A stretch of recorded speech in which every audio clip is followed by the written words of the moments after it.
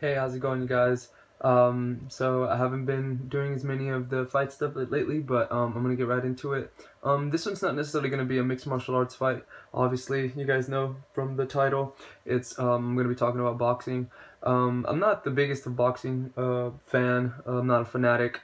I just have to start off by that and or with that, I guess. And just letting everyone know that I'm not an expert by any means. Well, I'm not an expert in mixed martial arts at all. These are just my opinions. This is just what I feel is going to happen. Obviously, sometimes I'm wrong, and that can happen to anybody. When it comes to fights, I always feel it's 50-50. So anything else leading up to it, it doesn't really matter. It's going to be 50-50 when they go in there, and then if there's a favorite, if there's an underdog, it doesn't matter. At the end of the day, someone's gonna win, someone's gonna lose, and yeah, we could get these predictions, so-called predictions, right or wrong. And but the whole point is to keep going, to keep the conversation going. I think that's the biggest thing we can do is put our little bit of contribution to the whole what would you call it? There's a community, so you want to be able to get that out there and get how do I say this? You want to get that out there, and you want to get the fighting community exposure. You want to give them exposure. You want to get them out there. So doing these types of videos, even if they're erroneous, even if you're wrong, even if you get the prediction wrong, or let's say you try to come up with some prediction videos and you get 9 out of 10 fights on one card wrong. Hey, fucking shit happens. It's that I've seen cards where underdogs win the whole night. So if you were the type of guy who predicts that the favorites are going to win, then see, you would have got 9 out of 10 wrong. So that's how it goes sometimes. It's a pick 'em game, and it's 50-50, and if anybody doesn't believe that, then I think they're erroneous and they're ignorant. But anyways, we're going to talk about this fight. It's Wilder versus Fury Part 2. And heading into the first one, my call was Wilder. I believe that he was stronger, and that night it did prove that. What do I mean by stronger? I mean knockout punch stronger. I mean that one hit KO, that Conor McGregor touch of death type shit. Yeah, it's Deontay Wilder. He's a specimen, and if people are still not trying to give him credit for his attributes, then that's on them. But come on, he's the heavyweight champion of the world.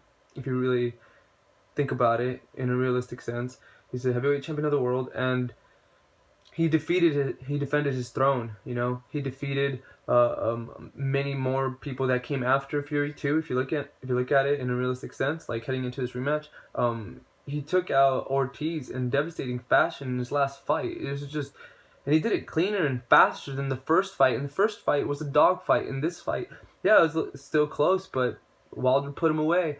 And if you look at Fury's last fight, it was kind of close, man. Fury's fight was pretty neck to neck until he kind of started putting a little bit more pressure, and he knew that he needed to defend that lineal heavyweight championship. That's what he is known for. So he knew that he needed to he had a cut on his eye, and he knew he had to go through adversity in order to maintain that status. And big ups to him, because he did, definitely. I am a Tyson Fury fan. I like his charismatic ways. I like how he's outspoken. It's good for boxing. It's good for the heavyweight division. You got to remember, the heavyweight division had these Russian cats who didn't talk to many people, and if they did, many people didn't care to listen. So yeah, it's a different era. It's a new game. In that first contest, you saw that Fury outboxed Wilder for pretty much most of the fight, but at the end, Wilder's power overcame pretty much everything, and he planted him on his back, not his butt. Pretty much, I'm saying he was pretty much KO'd. He was definitely concussed. They decided to give it a draw that night, so Wilder left that night with the belt.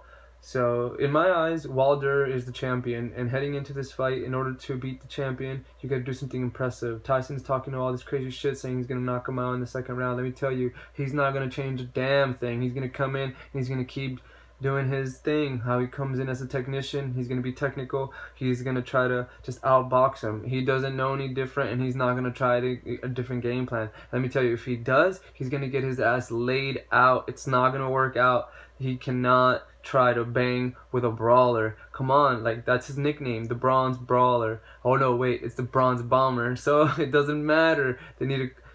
He knows how to brawl. He's gonna bomb on him anyway. So, like I said, I think Wilder's gonna get this one. I think it's gonna be decisive.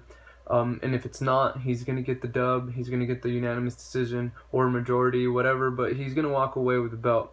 But if anybody's gonna do an upset, it's definitely gonna be Tyson, because he already upset Klitschko back in the day. So we shall see. But that's what I think is gonna happen in this one. I'm looking forward to it. Hopefully I can make it down there, and if I do, I'll go ahead and I'll start highlighting the events, like the weigh-ins and stuff like that. But yeah, I'm looking forward to it. February is gonna be a good month for boxing history.